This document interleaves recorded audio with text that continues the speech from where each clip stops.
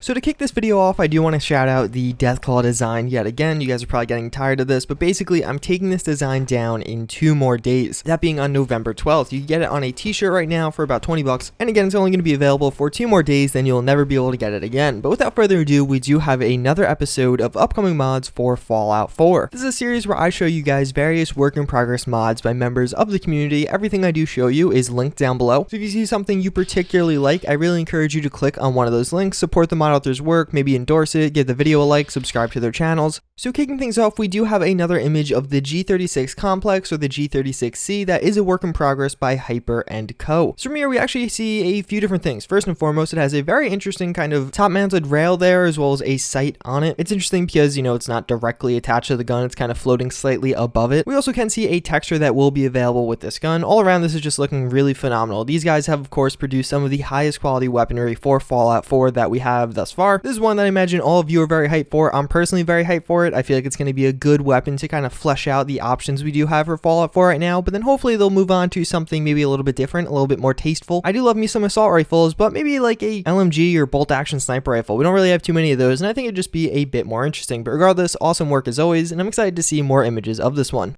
So we do have the Sarah Rage armor, or Sarah's armor for Rage. This is by Gemminaru? I don't know. He's made 2 other mods for Fallout 4, the Beretta 92FS Sword Cutlass, as well as the Waster armor, which I did cover quite a while ago. Both of them are really high quality, and this one is also going to be no exception. I really like this armor. It's definitely not going to be for everyone. It might instantly rub people the wrong way, but at least in my eyes, this is exactly what I expect to see in a kind of post-apocalyptic theme movie, where there's kind of a woman traversing through the desert. Obviously, it's not the most practical in the style or different accessories she is choosing for this. Maybe you'd want a little bit more clothes to not injure your skin, but at the same time, I really think it embodies what Fallout 4 is all about, and I think it's going to be a great fit into the game. Again, it's not going to be for everyone, but hey, maybe you want to put it on your companion, maybe you want to put it on your main character. There's a lot of options nowadays as to what you can do with armor mods, so having more of them definitely isn't a problem. So we do have a new work in progress image from Fallout 4 New Vegas, and more specifically the next mod it seems like Deadpool 2099 will be working on. So he hasn't released a weapon mod in quite a while, but this is another mod author very well renowned in the modding community, producing some of the highest quality weapon mods we do have available to us right now. And of course, Fallout 4 New Vegas is the overhaul mod aiming to add in Fallout New Vegas into Fallout 4 as kind of a playable mod, but really more of like a DLC or expansion pack. So of course we now do have the Bozar. This is a really iconic weapon. It originally appeared in Fallout 2. Basically, if you guys don't know, it's going to be a kind of fully automatic sniper rifle of sorts, like an LMG crossed with a sniper rifle. Yeah, that makes no sense. I wonder who actually designed this at, what was that, Black Isle that made Fallout 2? I don't actually know. Yeah, it was Black Isle. But regardless, we have a few of these for Fallout 4 right now. It's a really cool weapon. It's a really interesting one. I'm excited to see this take on it, because although the ones we have right now are very cool, there isn't one that has like the utmost level of polish that some of these really top-notch mod authors are bringing to the table. So even though, again, we do have a few options, I'm excited to see this one in particular, because I really do think it might be the best out of the options. So this is pretty cool. This is going to be the Karambit, or Karambit, I don't know, however you pronounce that thing. It's the knife that you see in all those CSGO unboxings or box openings, whatever. I don't really play CSGO, so I don't know too much about it. But we do have animations for it in Fallout 4. The animations look really cool. The knife is very interesting, very distinctive. If you're a fan of CSGO, which I imagine a lot of you guys are, you'll probably enjoy having this on your Fallout 4 character. One of the other interesting parts about this video, though, is as he takes out a weapon, you'll actually notice that he kind of just knifes. He doesn't melee with the weapon as you normally do in Fallout 4, but he actually uses the knife distinctively. So I don't know if this is going to be part of a larger mod, or maybe just a personal thing that he's making for himself, but actually something that allows you to have a dedicated knife button, not a kind of dedicated melee with your weapon button. But it's definitely something interesting. I think you could give a whole new uses to some of the melee weapons in Fallout 4 if there was like a singular button that did a melee attack that did, well, a lot of damage. I definitely think I would have way more melee weapons on my character that I equip for those kind of tight situations where someone pops up in front of you and you don't want to just hit them with your gun. You want to actually maybe kill them or do a lot of damage with whatever weapon you do have equipped. Very similar to how the grenades work, but this time we do have a knife.